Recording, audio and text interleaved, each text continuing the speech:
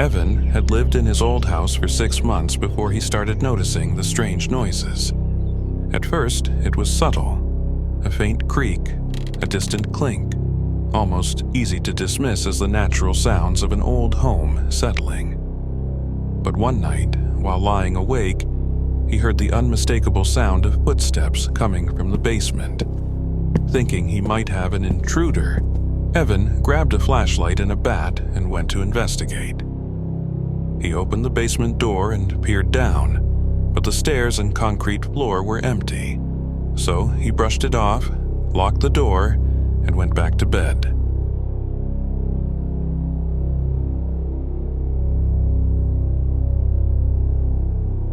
For a few nights, the noises stopped, and Evan thought he had imagined the whole thing. But one night, the footsteps returned, this time louder and heavier, like someone pacing.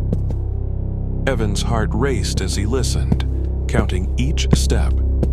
The sounds would stop for a few seconds, then start up again, as if the person were pausing to listen. Determined to get to the bottom of it, Evan set up an old motion sensor camera at the base of the stairs.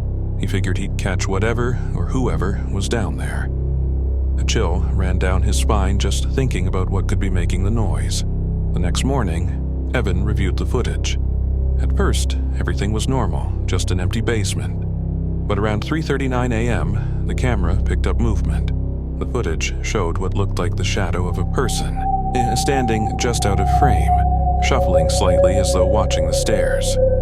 It was gone in seconds. Evan's stomach twisted. He called a friend to come over the next night, and together they waited, listening in the darkened kitchen. Sure enough, at 3:39 a.m., the footsteps began, slow and deliberate. Evan and his friend crept to the basement door and heard a faint scuffling sound, followed by a quiet tapping, like fingers brushing against wood. His friend urged him to call the police. When they arrived, the officers checked the basement thoroughly. They found no one, but as they looked closer, they found something deeply unsettling. A small, loose board on one of the basement walls. Behind it was a narrow space, barely wide enough to crawl through, with an old sleeping bag and empty food cans scattered on the floor.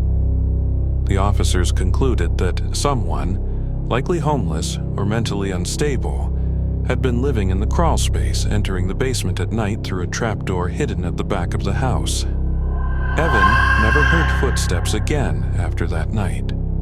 But sometimes, when the house is quiet, he can't shake the feeling that someone is watching from the dark corners of his basement, just beyond the reach of his flashlight.